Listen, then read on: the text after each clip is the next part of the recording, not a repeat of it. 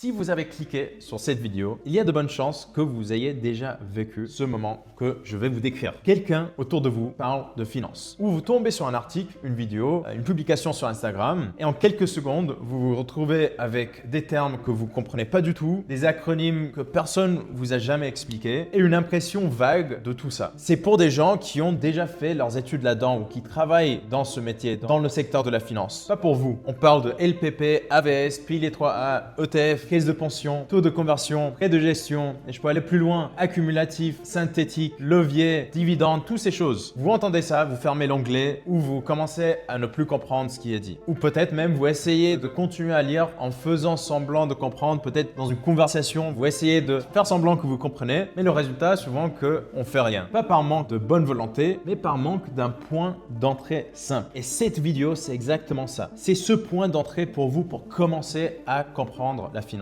Je veux poser les bases de la finance personnelle en Suisse sans jargon inutile, sans supposer que vous savez déjà quoi que ce soit. J'ai beaucoup de vidéos sur ma chaîne YouTube qui sont plus complexes et je veux pas vous perdre avec des vidéos déjà plus complexes. Donc, je veux vraiment poser les bases pour avoir une porte ouverte à toute personne en Suisse qui souhaite commencer à comprendre comment fonctionnent les finances en Suisse. Moi, c'est Darius. Si vous ne me connaissez pas encore, regardez les autres vidéos que j'ai sur ma chaîne. J'ai travaillé plusieurs années en finance dans la plus grande banque suisse entre Genève et Zurich. Et il y a 3 ans, j'ai fondé e-Investing, une entreprise, un cabinet suisse qui aide des particuliers en Suisse à investir leurs épargnes de manière autonome et indépendante. Le but, c'est vraiment de vous donner toutes les informations, l'éducation financière que vous n'avez pas eu avant avec e-Investing pour vous rendre plus confiant avec votre propre argent, avec vos épargnes. Et donc, moi, je fais des appels de découverte avec chaque personne qui souhaite rejoindre e-Investing pour que moi, je puisse voir est-ce qu'on peut vraiment aider cette personne, est-ce qu'ils ont des profils trop complexes ou est-ce qu'il faut mieux les diriger vers quelqu'un d'autre. Je fais des appels avec tout le monde, mais il y a des conversations qui reviennent assez souvent et des profils qui reviennent aussi assez souvent. Une conversation que je veux vous partager ou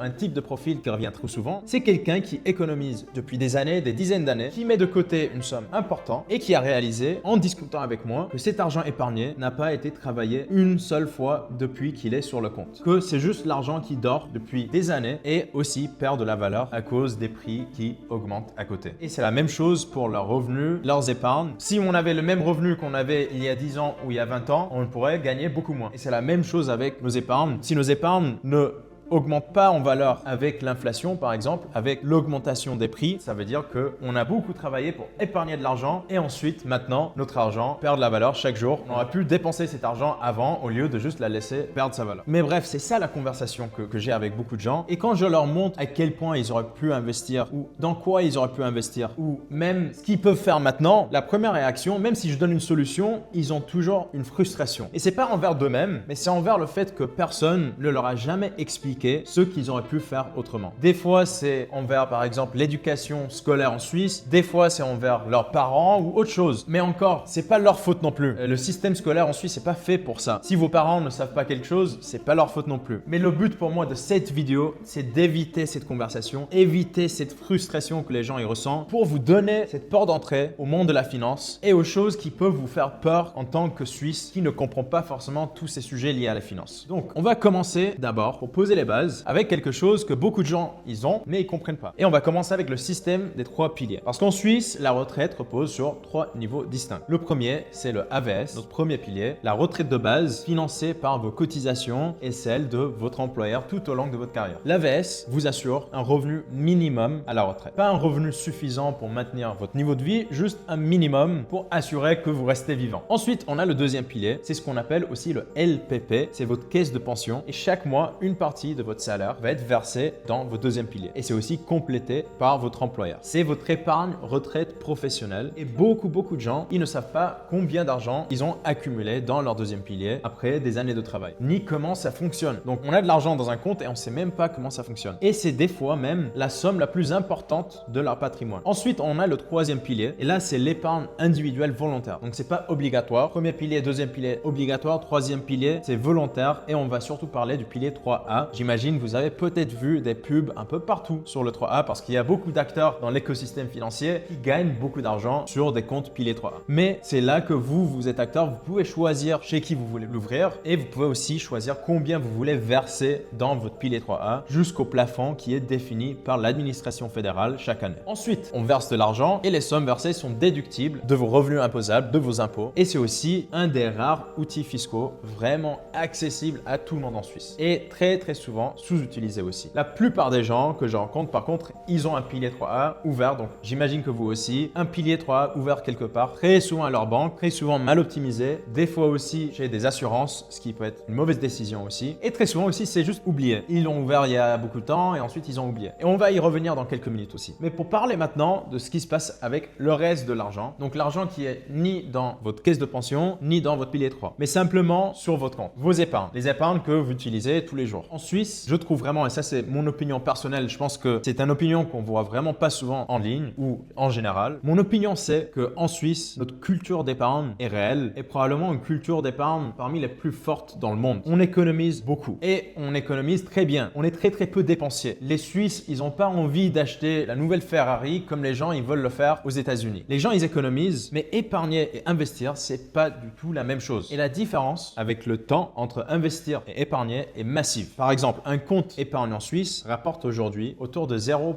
quelques % par an. 0,2, 0,5, autour de ça. L'inflation a été de plusieurs pourcents chaque année. Donc dans les années récentes, on a eu autour de 2%. Et ce que ça veut dire concrètement, c'est que votre argent perd de pouvoir d'achat en restant immobile sur votre compte. Silencieusement. C'est juste comme ça. Chaque année, avec l'inflation, à un taux plus élevé que le taux de rendement sur votre compte, l'argent va juste valoir un peu moins en termes de ce qu'il peut acheter. J'ai un client qui économisait hyper rigoureusement depuis 10 ans. Et quand on avait regardé ensemble, il avait mis de côté une belle somme. Plusieurs centaines de milliers, presque 1 million. Mais quand tu considères l'inflation sur cette même période, son pouvoir d'achat réel avait à peine progressé. Donc il a économisé, mais avec le taux d'inflation qui continuait, ce qu'il avait vraiment gagné aurait pu être beaucoup plus. 10 ans de discipline avec très peu de résultats. Pas parce qu'il a dépensé sur des trucs inutiles, mais parce que l'argent dormait. Parce qu'il a pris une décision active de ne rien faire. Beaucoup de gens pensent que ne rien faire, c'est pas une décision, juste je suis en train de rien faire. Pour moi, c'est une décision active que les gens ils considèrent, ils comprennent pas assez. Et voilà où ça devient vraiment intéressant. Parce qu'il y a quelque chose de particulier en Suisse que très peu de gens ont vraiment intégré. Si on est un investisseur particulier comme vous, comme moi, vos plus-values boursières ne sont pas imposables. Ce que ça veut dire, c'est si vous achetez des actions ou des ETF et que votre portefeuille monte, donc vous avez de la performance et que vous vendez vos actions avec un gain, vous ne payez pas d'impôt sur ce gain. 0%. C'est une règle que très peu de pays dans le monde offrent à leurs citoyens. Presque uniquement en Suisse. Ce que ça veut dire concrètement, c'est que chaque franc que vous gagnez en bourse vous appartient entièrement, directement dans la poche. 100%. Pas 80%, pas 30% d'impôt, 100%, c'est à vous. La plupart des gens qui découvrent ça ont la même réaction que mon client il a eu l'autre jour. Il m'a dit mais personne m'a jamais dit ça. Je savais pas du tout. Pourquoi on parle pas de ça? Et il y a même beaucoup de gens qui viennent en Suisse uniquement pour cet avantage. Uniquement parce que dans leur pays, en France, à côté, on doit payer 30% sur les gains en bourse. En Suisse, c'est 0. Donc pour moi, c'est compréhensible. Si moi j'étais français, je dois payer 30% sur tous les gains que j'ai en bourse et si j'ai pas mal d'argent, moi je viendrais directement en Suisse, clairement. Heureusement, je suis déjà ici et j'ai déjà cet avantage. Et j'utilise déjà cet avantage depuis longtemps. Et cet avantage existe depuis longtemps. Et vous aussi, en étant en Suisse, vous pouvez aussi utiliser cet avantage et il faut vraiment en profiter. C'est accessible à tout le monde et vraiment largement ignoré. Tout ce qu'il faut faire, c'est suivre quelques critères pour investir de manière passive, sans trop de risques et on reste dans les 0%. C'est très facile. J'ai beaucoup de vidéos sur ma chaîne qui expliquent tout ça en détail, mais restez avec moi parce que je vais entrer dans d'autres choses intéressantes aussi. Alors concrètement, par où est-ce qu'on va commencer si on commence vraiment de zéro? On n'a pas d'éducation financière, qu'est-ce qu'on va faire? Pour moi, la première chose, c'est de comprendre ce que vous avez déjà. C'est ce que je fais toujours dans les appels que je fais avec des clients prospectifs, des gens qui souhaitent rejoindre Investing. Je leur parle, je leur dis,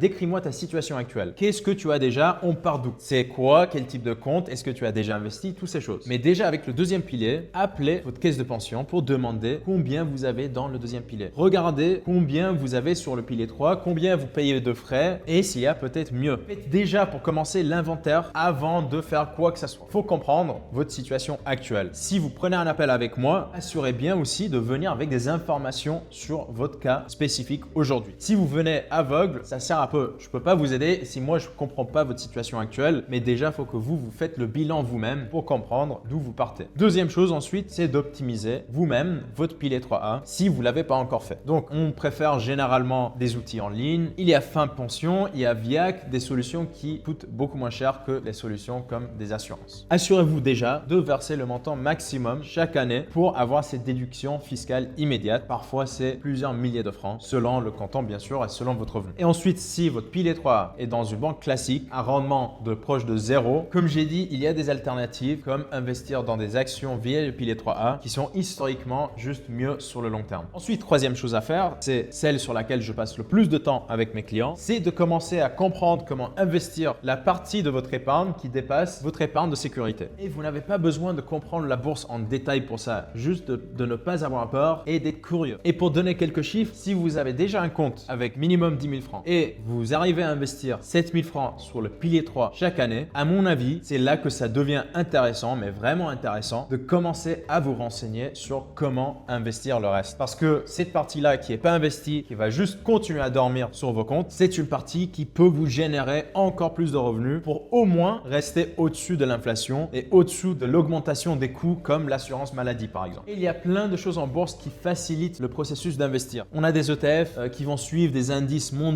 Donc un ETF, c'est un panier d'actions hyper diversifié qui vous donne une exposition à des milliers, des centaines d'entreprises dans des dizaines de pays avec un seul produit. Ce sont accessibles depuis n'importe quel courtier en Suisse, n'importe quelle banque. C'est simple, c'est liquide et j'ai aussi beaucoup de vidéos sur ma chaîne YouTube sur les ETF. C'est simple et c'est là que l'avantage fiscal dont je parlais prend tout son sens. Si je devais aussi vous dire une seule erreur que je vois chez presque tous les débutants qui viennent vers moi dans des appels ou qui deviennent des clients, c'est d'attendre en savoir plus avant de commencer. Je comprends l'impulsion, on veut être sûr, on veut comprendre parfaitement avant d'agir et du coup, on va lire, on va regarder des vidéos pendant des heures et des heures, on va comparer nos options et on va jamais commencer. Et le problème pour moi avec l'investissement long terme, c'est justement le fait que c'est long terme. Et comme c'est long terme et c'est pas demain qu'on va gagner de l'argent, on le met toujours en dernier sur notre liste de priorités. Et en plus, le problème c'est qu'avec l'investissement long terme, la ressource la plus précieuse, la ressource la plus importante en investissement, c'est le temps. Et alors, chaque année, on va patienter, chaque année passée à ne rien faire avec votre épargne, c'est une année de rendement potentiel perdu et de l'argent qui dorme, qui perd sa valeur contre l'inflation. Et ça, c'est pas récupérable. Je peux pas vous donner plus de temps, malheureusement. Vous ne pouvez pas rattraper 10 ans d'inaction. Mathématiquement, c'est impossible. Juste en investissement, vous ne pouvez pas rattraper 10 ans d'inaction en investissant plus agressivement plus tard. Beaucoup de gens me disent, je vais commencer à gagner de l'argent, commencer à gagner des revenus et ensuite, dans 10 ans, je vais commencer à investir. Mathématiquement, c'est mieux de commencer tôt. Le temps ne se récupère pas. Même en étant plus agressif, même avec plus de revenus, on ne peut pas récupérer le temps. Si vous voulez mieux comprendre ça, prenez un appel avec moi. Je vous explique ça très simplement. C'est gratuit. Et la bonne nouvelle, c'est qu'on n'a pas besoin de tout comprendre pour commencer. On a besoin de comprendre suffisamment. Et suffisamment, ça s'apprend vite quand on a les bases. Parce que bien sûr, il y a aussi le cas contraire des gens qui se lancent trop vite sans les bases. Donc, si vous voulez les bases structurées, adaptées à la Suisse, sans jargon inutile, j'ai deux options pour vous. J'ai d'abord une masterclass complète en lien dans la description. C'est le point de départ que moi j'aurais voulu avoir quand moi j'ai commencé à investir et avant de perdre des centaines de milliers de francs à l'époque. Deuxième solution pour vous, c'est que si vous voulez qu'on regarde votre situation personnelle ensemble, votre caisse de pension, votre pilier 3, ce que vous pouvez faire comme stratégie d'investissement, vous pouvez réserver un appel directement avec moi, avec le lien dans la description. C'est gratuit et on peut passer 30 minutes à 45 minutes à parler ensemble, à voir comment je peux vous aider et ce que vous pouvez améliorer de votre côté. Ensuite, l'autre option que vous avez, c'est aussi de vous abonner à ma chaîne YouTube, regarder les autres vidéos que je mets et aussi mettre des questions en commentaire. Si jamais vous avez des doutes, vous pouvez me poser des questions sur la finance sans avoir honte. Très souvent, on est dans des conversations où on comprend rien et on a peur de poser des questions. Ça veut dire quoi? Ça veut dire quoi? Désolé, t'as dit ces termes, DCA, ça veut dire quoi? Vous pouvez me poser toutes questions ici dans les commentaires et je réponds toujours sous 24 heures. Mon but, c'est vraiment de vous aider. Donc, prenez cette opportunité. Sinon, j'espère que cette vidéo était une bonne porte d'entrée pour vous. Si vous êtes débutant, j'espère que vous êtes un peu plus motivé maintenant pour vous lancer à comprendre ce que c'est la finance finance en Suisse. Et sinon, je vous dis à très bientôt dans une nouvelle vidéo financière.